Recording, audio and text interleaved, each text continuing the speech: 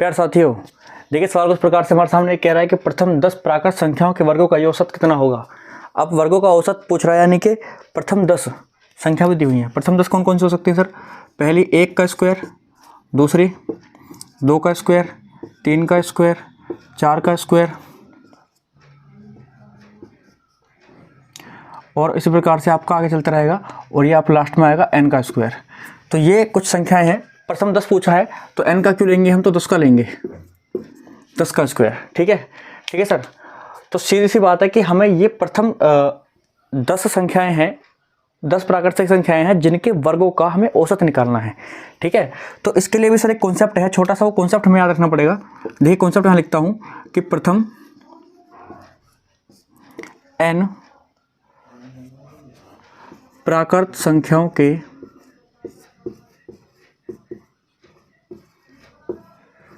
वर्गों का योग। आप बोलोगे सर कि योग का क्या करेंगे सर, हमको तो औसत चाहिए।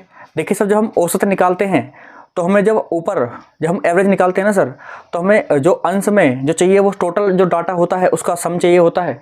तो हमें यहाँ पर प्रथम इन सभी का जो है प्रथम n प्राकृतिक संख्याएं जो भी हैं, या फिर हम 10 बोले, 10 प्राकृतिक संख्याएं जो भी है, इन सब का सम हमें जरूर चाहिएगा ऊपर, और फिर हम 10 से डिवाइड देंगे बाद में। तो वो सम निकालने के लिए देखिए इस प्रकार से है कि 1 का स्क्वायर प्लस 2 का स्क्वायर प्लस 3 का स्क्वायर हमें निकालना पड़ेगा डॉट डॉट, और कहाँ तक निकालना पड़ सकता है, n स्क्वायर तक। मतलब कहने का ये है सर, यदि यहाँ 10 लिखा हुआ है, 10 की जगह कुछ और भी लिखा हो, 150, 200, 400, 500, तो आप उसको n मान लेंगे। उस हिसाब से ये फॉर्मूला हर जगह वर्क करेगा।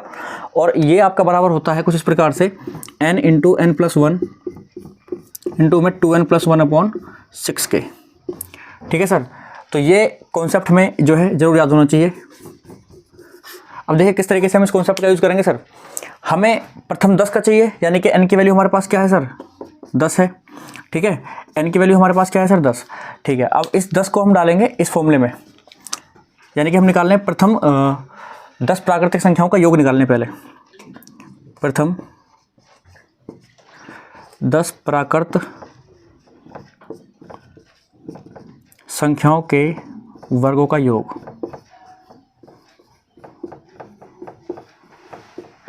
जो कि होगा इसके अकॉर्डिंग अगर चलेंगे तो 10 रखेंगे यहाँ पर, फिर 10 प्लस 1, फिर उसी प्रकार से 2 गुणा 10 प्लस 1 और अपॉन में 6।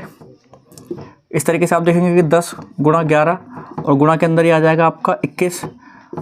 यहाँ पर 6, 2 से कटेगा 3 बार, 2 से कटेगा 5 बार, 3 से कटेगा ये 7 बार, तो 7 पन्ने 35 और 11। तो जब हम गुणा करेंगे सर तो 5, 8 और 3, ये गुणा कर देख लीजिएगा आप, यही आएगा।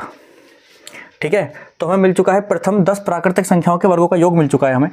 तो एवरेज अगर हम निकालेंगे सर तो क्या होता है, ऊपर तो हमें सबका योग ही चाहिए, यानी कि 385 आ जाएगा ऊपर, और बटे में जितनी संख्याएं हैं टोटल 10 से डिवाइड कर देंगे हम।